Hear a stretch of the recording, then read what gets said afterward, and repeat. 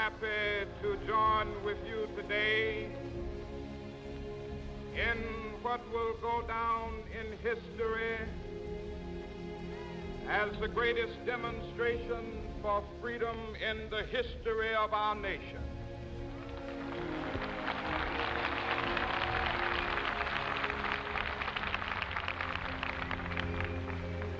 Fourscore years ago,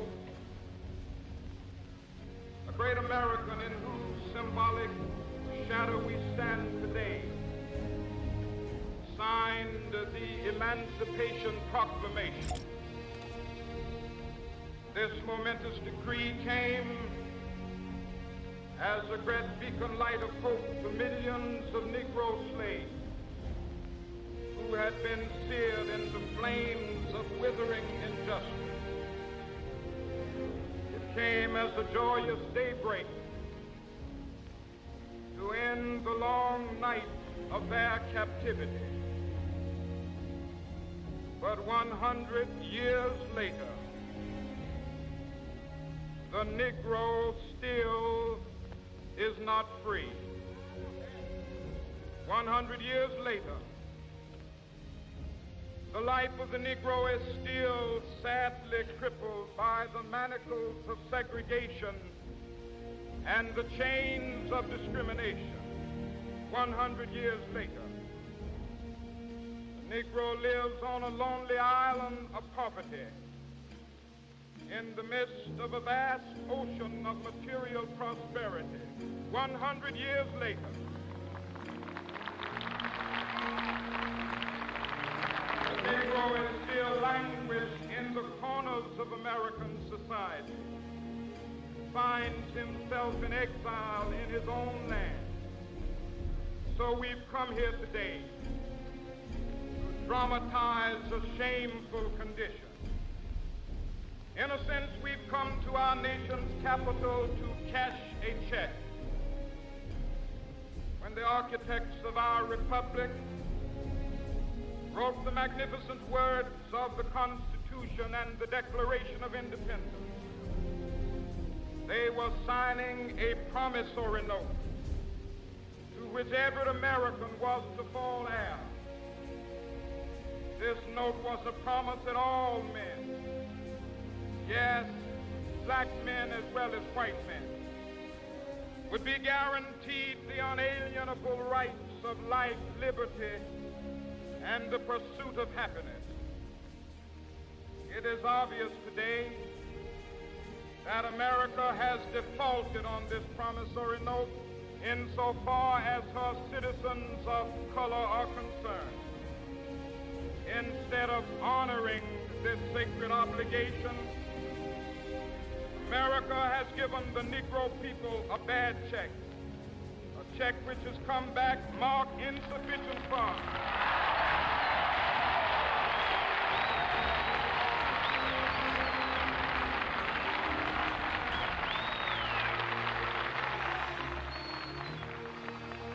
But we refuse to believe that the Bank of Justice is bankrupt. We refuse to believe that there are insufficient funds in the great vaults of opportunity of this nation. So we've come to cash this check, a check that will give us upon demand the riches of freedom and the security of justice.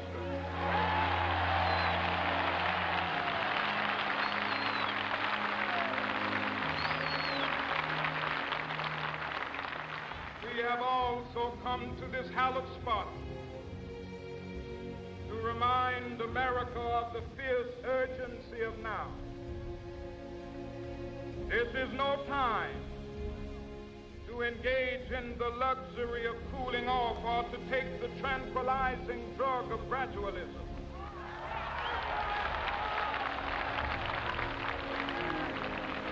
Now is the time to make real the promises of democracy.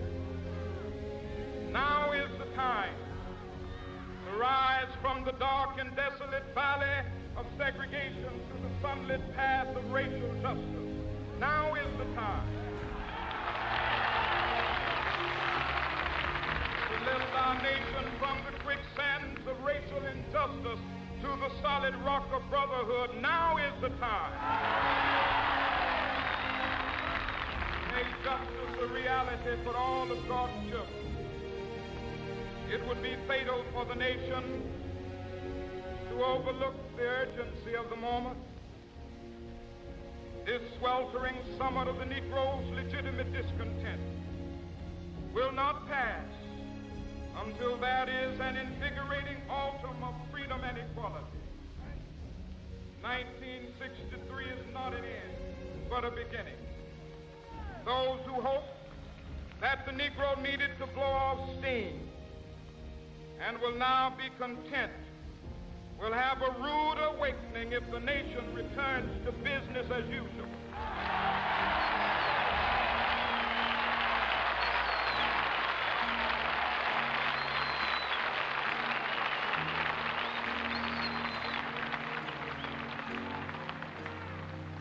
There will be neither rest nor tranquility in America till the Negro is granted his citizenship rights.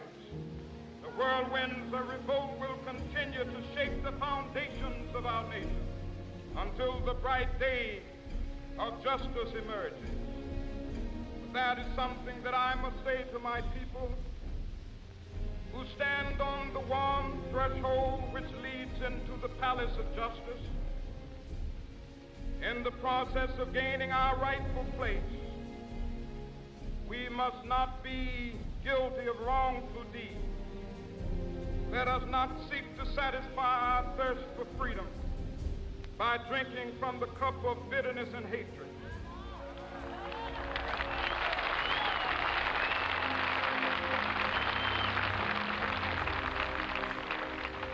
We must forever conduct our struggle on the high plane of dignity and discipline. We must not allow our creative protests to degenerate into physical violence.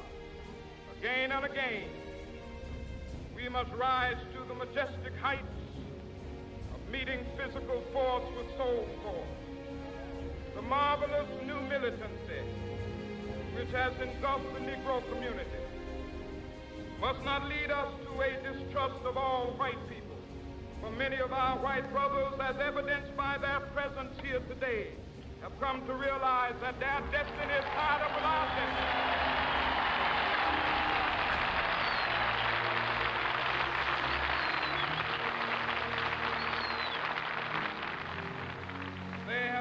To realize that their freedom is inextricably bound to our freedom.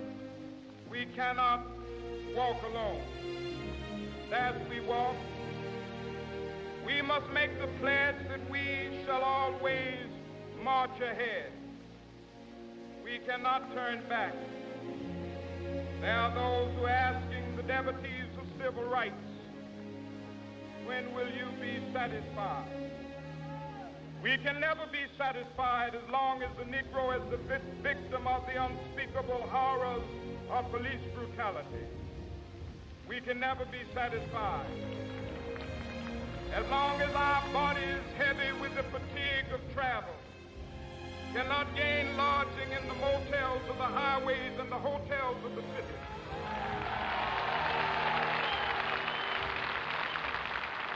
We cannot be satisfied as long as the Negro's basic mobility is from a smaller ghetto to a larger one. We can never be satisfied as long as our children are stripped of their selfhood and robbed of their dignity by signs stating for whites only.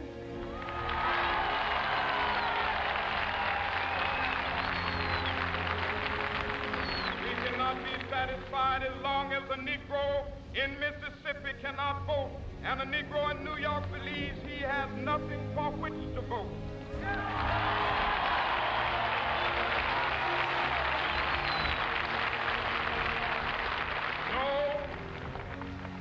No, we are not satisfied, and we will not be satisfied until justice rolls down like waters and righteousness like a mighty stream.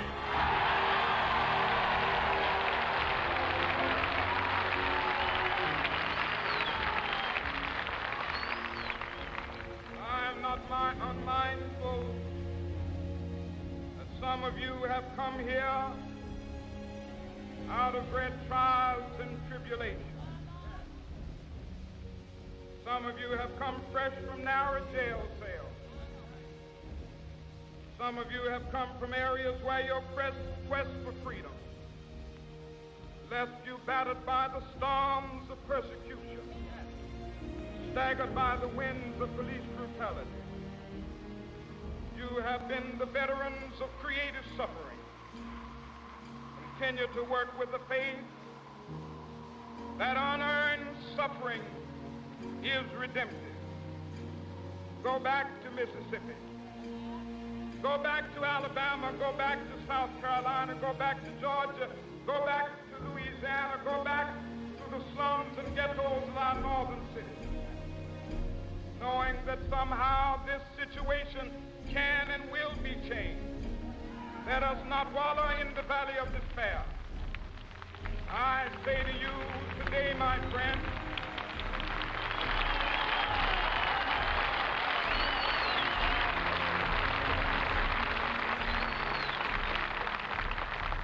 so even though we face the difficulties of today and tomorrow, I still have a dream. It is a dream deeply rooted in the American dream. I have a dream that one day this nation will rise up, live out the true meaning of its creed. We hold these truths to be self-evident, that all men are created equal.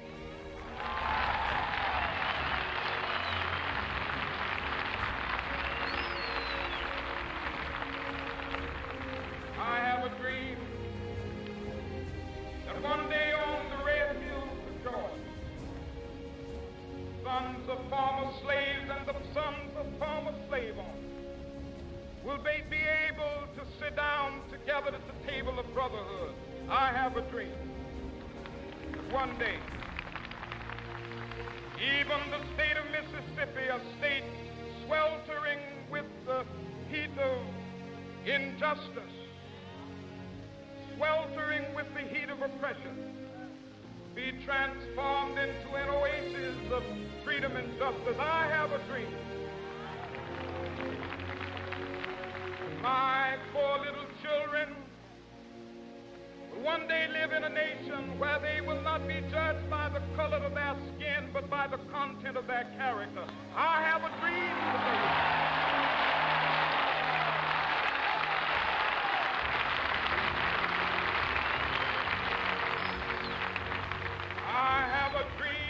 One day, down in Alabama, with its vicious racists, with its governor having his lips dripping with the words of interposition and nullification.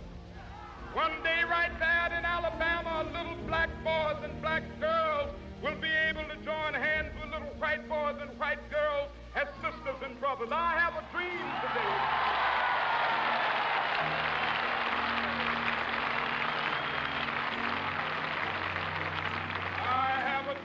That one day every valley shall be exalted, every hill and mountain shall be made low, the rough places will be made plain, and the crooked places will be made straight, and the glory of the Lord shall be revealed, and all flesh shall see it together.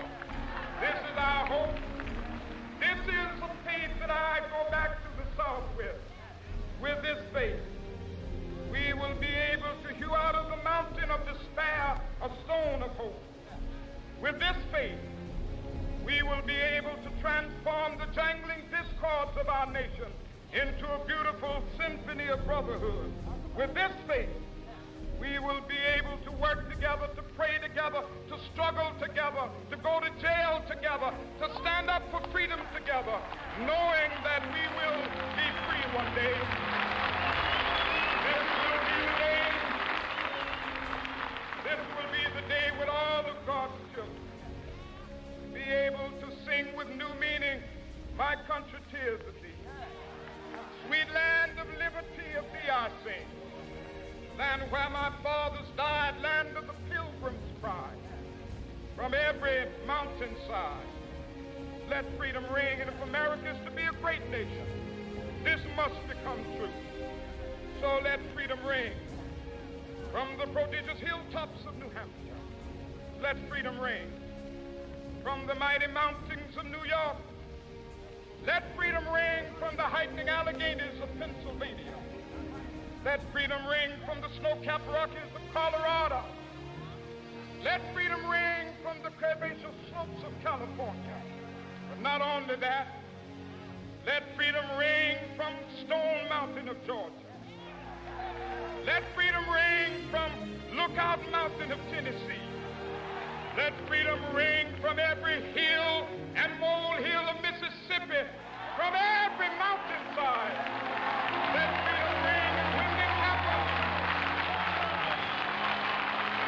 when we allow freedom ring, when we let it ring from every village and every hamlet, from every state and every city, we will be able to speed up that day when all of God's children, black men and white men, Jews and Gentiles, Protestants and Catholics, will be able to join hands and sing in the words of the old Negro spiritual, free at